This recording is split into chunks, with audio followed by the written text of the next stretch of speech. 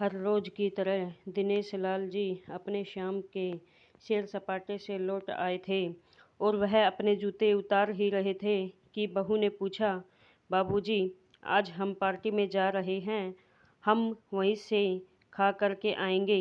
आज रात के खाने में क्या खाएंगे, बताइए। दिनेश लाल जी सोचने लगे, आज रविवार तो नहीं है और ना ही किसी की शादी है, ज़रूर किसी पार्टी में जा रहे होंगे। छोड़ो, मुझे क्या है, मुझे क्या करना है। इस उम्र में अपने विचारों पर काबू करते हुए दिनेश लाल जी बोले, ऐसा करो बेटा, मेरे लिए 2 रोटियां बना दो, दूध के साथ रोटियां ही खाऊंगा। बहुत तुरंत बोल उठी, बाबूजी, सुबह ही जो बनाई थी उनमें से 2 रोटियां अभी भी बची हुई हैं। अगर आप बहू ने अपना वाक्य अधूरा ही रहने दिया, लेकिन दिनेश लाल जी अच्छी तरह समझ गए कि वह क्या कहना चाहती थी। सुबह की रोटियां खाई तो गैस हो जाएगा। सुबह भी बहू ने मसाले वाली सब्जी ही बनाई थी, जिसके चलते अभी तक खट्टी डकारे आ रहे हैं और इस उम्र में पेट को संभालना मतलब किसी बिगड़े हुए बच्चे को संभालने से भी ज़्यादा कठिन काम है। बाबूजी, बहू उसे बोले, नहीं बेटा, इस उम्र में सुबह की रोटी या नहीं खा सकता। तुम्हें थोड़ी तकलीफ़ होगी, लेकिन मेरे लिए 2 रोटी ताज़ी बना दो। बहू को बहुत गुस्सा आया। वो गुस्से में ही बड़बड़ाते हुए उठी, अब 2 रोटियां बनाओ या 10 काम तो उतना ही बढ़ेगा। आटा गूंदो, रोटियां बनाओ, किचन और बर्तन साफ करो। इन्हें क्या है, इन्हें सिर्फ ऑर्डर देना है, काम तो मुझे करना पड़ता है ना। बस दिन रात इनकी ही सेवा में लगे रहो। बहू के बोल दिनेश लाल के गानों पर पड़ रहे थे। हे भगवान, सिर्फ 2 रोटियां बनाने में इतनी तकलीफ है। मैंने कोई 5 पकवान तो मांगे नहीं थे। उन्हें बहुत गुस्सा आ गया, लेकिन गुस्सा वहाँ किया जाता है जहाँ कोई सुनने वाला हो। उन्होंने अपना गुस्सा निगल लिया। अब तो उन्हें जितनी जल्दी गुस्सा आता था, उससे जल्दी चला भी जाता था। दिनेश लाल जी की अपनी पत्नी को बहुत याद आई। निर्मला के जीते जी उन पर कभी बासी रोटी खाने की नौबत नहीं आई थी। उल्टा खाने में 10 चीज़ें और मिल जाती थी। खाने के साथ मीठा, पापड़, अचार, दही, छाछ, सलाद और पता नहीं क्या क्या। क्या दिनेश जी को बहुत बुरा लग रहा था। रहने दो बहू, मैं सुबह की रोटी ही खा लूँगा। फिजूल में मैं तुम्हें तकलीफ़ होगी और वैसे भी तुम्हारे हाथों की रोटी बहुत मुलायम होती हैं। मुझे चलेगा, मेरी वजह से तुम लोगों को देर नहीं होनी चाहिए। बहू को तो मानो कि सोने से पीला मिल गया। वह अपनी आवाज़ मीठी करते हुए बोली, बाबूजी, आप चाय लेंगे क्या। दिनेश लाल जी अपनी चाय पीने की इच्छा को दबाते हुए बोले, वैसे कोई ख़ास इच्छा नहीं है चाय पीने की, मगर तुम अपने लिए बना रही हो तो तुम मेरे लिए बना रही हो तो देना। हाँ बाबूजी, मैं अपने लिए बनाने वाली हूँ, आपके लिए भी बना देती हूँ, बोलकर बहू रसोई के अंदर चली गई। दिनेश लाल जी खुद से ही बातें करने लगे, अभी तो लाखों की जायदाद है मेरे पास, यह घर भी मेरे नाम पर है और खाते में भी लाखों रुपए पड़े हैं। कभी बेटा विषय निकालता है तो मैं बोलकर टाल देता हूँ, कि मेरे बाद तेरा ही तो है सब कुछ, और फिर भी एक कप चाय और 2 ताज़ी रोटियों के लिए तरसना पड़ता है, तो उन बूढ़ों का क्या होता होगा जिनके पास संपत्ति के नाम पर सिवा पुरानी यादों के कुछ भी नहीं होता। निर्मला को याद करके दिनेश लाल की आंखों में आंसू चमकने लगे और धीरे से गालों पर सरके। निर्मला के होते हुए उन्होंने घर का कोई भी काम नहीं किया था। आर्थिक जवाबदारी के अलावा उनकी और कोई जवाबदारी नहीं थी। उनके व्यापार ने भी उन्हें अच्छा साथ दिया था। वह भी निर्मला से बहुत प्यार करते थे, लेकिन कभी जता या बता नहीं पाए। वह यह सच्चे दिल से मानते थे कि निर्मला उनकी किसी पूर्व जन्मों के पुण्य का फल है, लेकिन जिंदगी की भाग दौड़ में वह निर्मला की मन की इच्छाएं पूरी कर न सके। उन्हें वैष्णो देवी जाना था, लेकिन हर बार यह यात्रा अगले साल के लिए पोस्टपोन्ड हो जाती थी। घर बार और संसार की जिम्मेदारियां संभालते संभालते कब उनकी इच्छाएं उन्हीं के साथ चली गई, पता ही नहीं चला।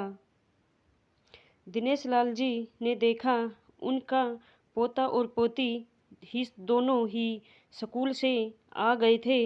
दोनों ने अपना बस्ता सोफे पर फेंका और दादाजी की तरफ दौड़कर उनके गले लगते हुए कहने लगे, चलिए ना दादाजी, खेलने चलते हैं। यही निस्वार्थ प्रेम के कुछ फल थे, जिनमें दिनेश लाल जी भी बच्चों के साथ बच्चे बन जाते थे और सारे अपने दुख और यादें भूल जाते थे। वह कुछ बोल पाते उससे पहले ही बहू ने कहा, चलो छोड़ो दादाजी को, हमें पार्टी में जाना है, जल्दी से आकर तैयार हो जाओ, पापा भी आते ही होंगे। दोनों ही बच्चे दादाजी को छोड़ मम्मी की तरफ भागे। उनकी पोती 7 साल की थी और पोता 5 साल का था। दिनेश लाल जी अपनी सोच में डूबे हुए बालकनी की तरफ गए। बालकनी में धीमी ठंडी पवन में उनका स्वागत किया। बहू उनके लिए चाय बनाकर लेकर आई, बालकनी में रखी।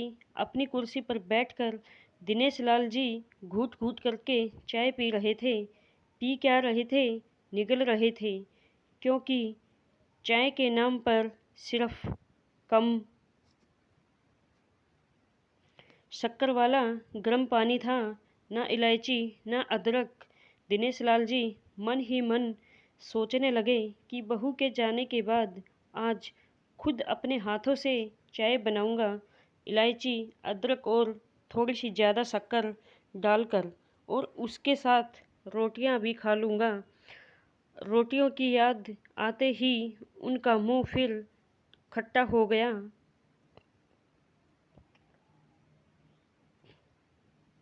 चाय खत्म होने पर खाली कप लेकर वह किचन में रखने गए तो वहाँ देखा बहू और बच्चों का कप भी पड़ा था।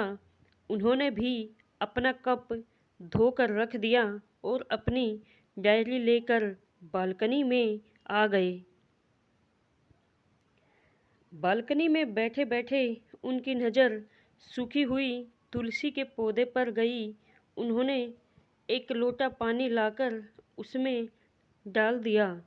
कुछ मिनटों बाद ध्यान से देखने पर उन्हें पता चला कि सूखे हुए तुलसी के पौधे में नई कुपलें जैसे मुस्करा ही रही हो।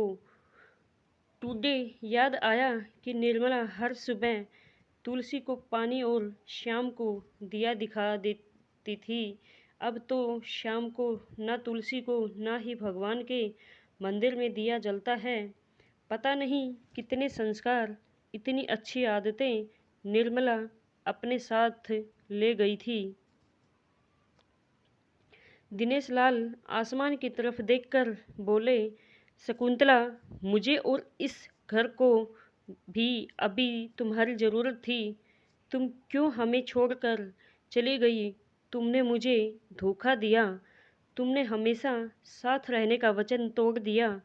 तुम मुझे अकेला छोड़कर चली गई। दिनेश लाल की आंखें भर आई। पापा, इतनी ठंडी हवाएं बह रही हैं और आप हैं कि बालकनी में बैठे हैं। अंदर आ जाइए, नहीं तो आप बीमार हो जाएंगे। बेटे ने दिनेश लाल जी से कहा। बेटा, बहू और पोता पोती सब तैयार होकर पार्टी के लिए निकल रहे थे।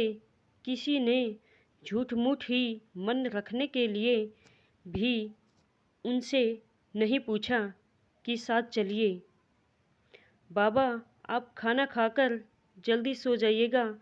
हमें आने में ज़रा देर हो जाएगी। ज़्यादा देर तक जागना आपकी सेहत के लिए अच्छा नहीं है। हमारे पास घर की दूसरी चाबी है। हमारी चिंता मत कीजिए। बेटे नहीं जाते हुए कहा। ऐसे बोल रहे हैं जैसे मेरी सेहत की बहुत फिक्र है। कितने दिनों से बोल रहा हूँ, डॉक्टर के पास ले चलो। बीपी बढ़ा हुआ है, शुगर भी चेक करवाना है। थोड़ा सा भी चलता हूँ तो हांफने लगता हूँ। बेटा कहता है कि बुढ़ापे में ये सब तो होता ही है। ज़्यादा भ्रम मत पालिए। वाह बेटा, बूढ़ा बाप के पास बैठने के लिए थोड़ा सा भी टाइम नहीं है तेरे पास, और पार्टी के लिए टाइम ही टाइम है। ऐसे अनगिनत विचार उनके दिमाग में चल रहे थे, लेकिन फिर भी उन्होंने हाँ में सिर हिलाया। सभी पार्टी में चले गए। दिनेश लाल जी हॉल में रखे कुर्सी पर आकर बैठे। खाना खाने की अभी कोई इच्छा थी नहीं, इसलिए टीवी चालू की। आज वैलेंटाइन डे था, प्यार का दिन, इसलिए टीवी पर भी उसी के बारे में दिखा रहे थे। दिनेश लाल जी की नज़र पास में रखे अपनी पत्नी की प्रेम फ्रेम पर गई, जिसने लाल कलर की साड़ी पहन रखी थी। प्यार तो उन्होंने भी खूब किया था, निर्मला जी से पूरी ज़िंदगी किया था, जी जान से किया था, लेकिन कभी बोल नहीं पाए।